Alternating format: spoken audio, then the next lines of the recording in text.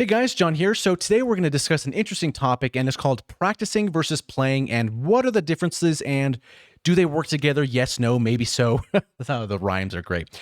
Anyway, so sit down for this one if you're not already, because I have a lot of notes written down on my phone that I was kind of thinking about walking around. And yeah, so basically the first thing, practicing or playing, right? What are the differences? So this is a synth channel. We make synthesis, or not make synthesis, but we make sounds. We play with all sorts of different synthesizers. It's a lot of fun. But at the end of the day, it's still an instrument. It's still the same thing as if you play guitar for 20 years, you play piano, you play the violin. It's an instrument within itself. I think sometimes we have this disconnect where we see like, oh, that's a real instrument. That's a piano. That's a guitar. That's a bass. That's a whatever instrument. That's a didgeridoo, right? So that's a synthesizer. That's a whole different thing. But no, it's still an instrument. It's the same thing as all those other ones. And you can play it and you can practice it. And these are two different things, right? So for the most part, a lot of us play guitar or a lot of us play the piano. Now, for example, if we pick out a song that we want to learn, let's say we're learning piano, we want to learn maybe like a Beethoven song or something kind of like that, then we're practicing that song. We're trying to learn the notes that that the song is made from, the tempo of it. Is there any tempo changes? Is there any key changes or things like that? We're practicing. We're trying to learn how to play this piece. So that is kind of the first part about practicing, right? We're trying to stay in time. We're trying to make our technique correct. If you're playing guitar and maybe you're learning a song, maybe you're learning scales and you're trying to like play the scales with the metronome and you're trying to make sure your timing is good, practicing staying on the beat and things like that. That's practicing. Playing is maybe when your buddies come over and you plug in your guitar and you're kind of just noodling around, you're playing some riffs. And I don't want that to sound like that's a bad thing, because both of these are kind of like a yin and yang kind of thing, right? Because the practicing part is really critical and we're really trying to be focused and really improve our skill. And once that kind of sets in a little bit, then we can kind of play and just enjoy the instrument a little bit more. So both of those kind of work together. I'm kind of doing this hand motion because like the more you practice, the better your noodling will be. And then the better your noodling gets, then you want to practice to get that even better. And it kind of just, they work together. So that's kind of the I guess the idea behind the guitar and the piano and maybe another instrument. So if we're focusing on synthesizers, what does that mean for us? So I wrote down quite a few of these, right? So if we're practicing, that means critically listening to filters. What do the filters sound like? Because we really need to know, whatever synth of choice that we have, how do these different filters react to what we're putting through them? What is the resonant sound? And these are the times where we're practicing what these things offer, right? Because we have so many knobs and possibilities, right? Think of a guitarist and he has a pedal board. There's so many different pedals. And when he's putting those together, he's really critical and saying, okay, I want this signal to go through here and then it's going to flow. What does these knobs do? What happens if I put this pedal after this one?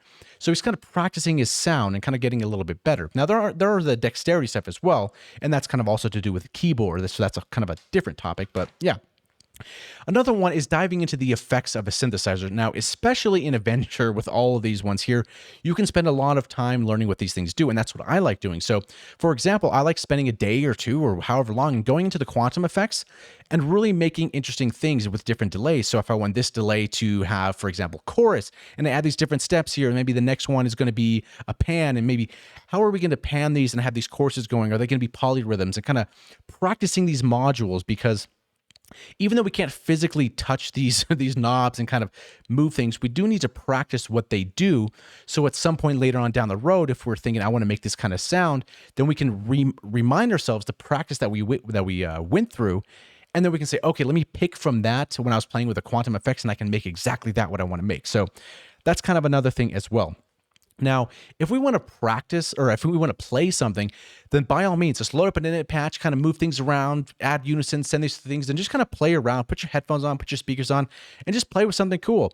Now, both of these are kind of different mindsets. So there's times where I'll sit down and it's going to be very critical. I'm going to say, today, I'm going to learn everything I can about this quantum effects. Or maybe today I'm going to learn everything it is about, for example, this TB filter. I'm going to send all different types of signals through it. I'm going to maybe just send noise through it. I'm going to use the resonance law. I'm going to change these different modes down over here. What is it like with this drive? Okay, cool. What is this? If I turn the envelope on, how does this react to velocity if I'm doing something with an ARP? So the whole patch really revolves around that specific filter. Now we're going to change some stuff that we put into it, but we're really practicing the filter section. We're really practicing the effects section and so on and so forth. Or, for example, I'll spend a day or however long it takes, and I'll say, okay, let me just spend some time and make some additive stuff, right? I'll clear all these out. I'll just have a sine wave. And I'll say, okay, let me actually remove this guy real quick. I just have a sine wave. But what if I add some of these octaves here? What's going to happen here? Add things here, and maybe a seventh here, another octave. I have something kind of like that. I'm like, okay, so now we're messing around with different harmonics, and how can this change our sound? And then if we were doing stuff with effects, we'll say, ooh, this is kind of a cool one. What if, for example, I put something like, I don't know, like a rotary thing on it? What if I put this through a distortion? What about a transcade? That might be kind of cool. Who knows? And a lot of the times you'll come to figure out, wow, this is a cool concept I didn't even think about knowing, because you know these different things. Or you want to put this on like a mini chain or something like that, or put it through a wave shaper. And if you spend all these times going through these different modules, you're practicing the different things that the synthesizer has to offer, whichever one that you pick, and you really get to learn that instrument. Because like I said at the beginning of the video, this is an instrument. This isn't like just a piece of software that you just twist some knobs. Like it's equally valid as if you go and buy a $2,000 guitar, or if you buy a grand piano. It's the same concept. It's a musical instrument that we'll only get better if we put in the time and then we practice the things that we want to learn. Or this is one of the last things that we're going to say before we wrap up here, is that depending on the type of genre that you want to make, maybe you just want to make techno music, maybe you just want to make trance music or happy hardcore or whatever it is, maybe psytrance, who knows what it is. You're going to start practicing those types of sounds. You're going to be listening to those genres, those songs that you like, and you're going to think, I want to make that sound. And the more you practice these different effects and putting different signals through different effects, different filters, you're going to hear those sounds and those songs that you like and say, I know exactly how that sound was made.